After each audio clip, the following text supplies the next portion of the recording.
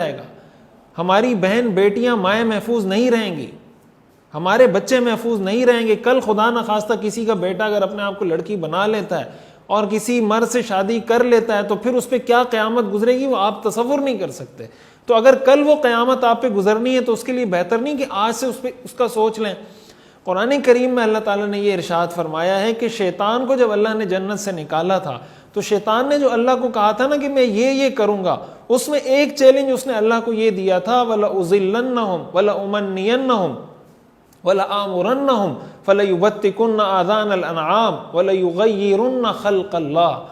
کہ آپ تو مجھے جنت سے نکال رہے ہیں لیکن میں دنیا میں جا کر آپ کے بندوں کو ایسی پٹیاں پڑھاؤں گا کہ جو خلقت جس تخلیق کے ساتھ آپ نے ان کو پیدا کیا وہ اس تخلیق کو بدل دیں گے۔ اس کا مطلب یہ ہوا کہ یہ قانون در حقیقت شیطان کے اس چیلنج کو اللہ کے سامنے پورا کرنے کے مترادف ہے کہ شیطان نے اللہ کو چیلنج کیا تھا اور جناب ہم شیطان کے کارندے بن کر، ہم شیطان کے سپورٹر بن کر، ہم اس کے ساتھ کوآپریشن کرتے ہوئے ہم نے اس شیطان کے چیلنج کو اللہ کے سامنے پورا کر دیا کہ لو ہم نے پورا کر دیا، اور ہم نے اپنی خلقت کو، آپ نے ہمیں مرد پیدا کیا تھا ہم نے اپنے آپ کو عورت بنا دیا، آپ نے عورت پیدا کیا تھا ہم نے اپنے آپ کو مرد بنا دیا۔ حدیث شریف میں تو ان مردوں پر لعنت کی گئی ہے جو عورتوں کی طرح حرکتیں کرتے ہیں، ان عورتوں پر لعنت کی گئی ہے جو مردوں کی طرح حرکتیں کرتی ہیں۔ تو جب مرد عورت کی طرح حرکت کرے وہ ملعون ہے، عورت مردوں والی حرکتیں کرے وہ ملعون ہے۔ تو جو مرد اپنے آپ کو عورت ڈکلیئر کروا دے، جو عورت اپنے آپ کو مرد ڈکلیئر کروا دے، اس کی اللہ کی نظر میں اس کی کیا حیثیت ہوگی؟ تو خدا کے لیے اس پر آواز اٹھائیں، اور جن لوگوں نے آواز اٹھائی ہے اس میں کوئی مذہب، مسلک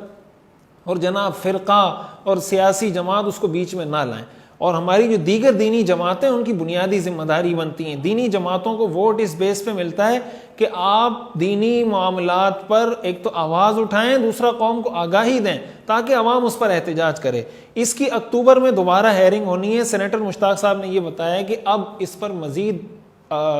توانا آواز کی ضرورت ہے۔ میڈیا سے میری گزارش ہے، علماء سے گزارش ہے، عوام سے گزارش ہے، سوشل میڈیا ایکٹیوسٹ سے گزارش ہے، جو پوڈ کاسٹ کرنے والے ہیں، جو پرینکسٹر ہیں، سب سے میری گزارش ہے کہ بھائی اس ٹاپک کو ہائی لائٹ کریں، اور اس قانون کے اندر جو امینڈمنٹ جمع کروائی گئی ہے کہ شریعت کے مطابق اس کو بنایا جائے، اس قانون کو شریعت کے مطابق ڈھالا جائے، یہ ہم سب کا دینی اور قومی فریضہ ہے۔ اور اگر ہم اس میں خاموشی اختیار کرتے ہیں تو یاد رکھیے گا کہ اللہ کی نظر میں ہم برابر کے مجرم ہیں۔ قیامت کے دن ہم سے اس چیز کا سوال ہوگا۔ حدیث شریف میں آتا ہے بنی اسرائیل کی ایک بستی کے بارے میں اللہ نے فرمایا کہ اس بستی کو جا کے الٹ دو، تو فرشتے نے جاتے ہوئے کہا کہ یا اللہ اس بستی میں تو ایک نیک آدمی بھی ہے، اور وہ ایسا نیک آدمی ہے جس نے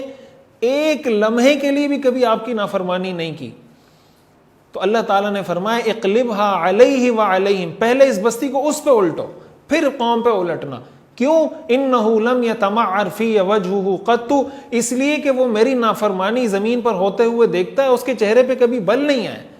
اس کی پیشانی پر کبھی شکن نہیں آئی کہ اس نے دیکھا ہو یار یہ اللہ کی نافرمانی کر رہے ہیں، یہ اللہ کے قانون سے بغاوت کر رہے ہیں۔ اس کو ٹینشن ہی نہیں، اس کو یہ ہے کہ بھائی میں نماز پڑھ رہا ہوں، میں نیک آدمی ہوں، میری اپنی زندگی شریعت کے مطابق گزر رہی ہے۔ تو یہ بہت خطرناک گناہ ہے، یہ خاموشی بھی خطرناک گناہ ہے۔ اس لیے جن لوگوں نے اس پر آواز اٹھائی وہ خراج تحسین کے مستحق ہیں، اور جنہوں نے نہیں اٹھائی ان کا یہ دینی اور قومی فریضہ ہے کہ اگر آپ کو اللہ نے کوئی وجاہت دی ہے، آپ کی آواز لوگ سنتے ہیں، لوگوں تک پہنچتی ہے، تو ضرور اس پر آواز اٹھائیں۔ اور ہمیں اللہ تعالیٰ کی ذات سے امید ہے کہ یہ قانون انشاءاللہ تبدیل ہوگا اور شریعت کے مطابق اس کو ڈھالا جائے گا۔ اللہ تعالیٰ ہمیں سمجھنے اور عمل کرنے کی توفیق عطا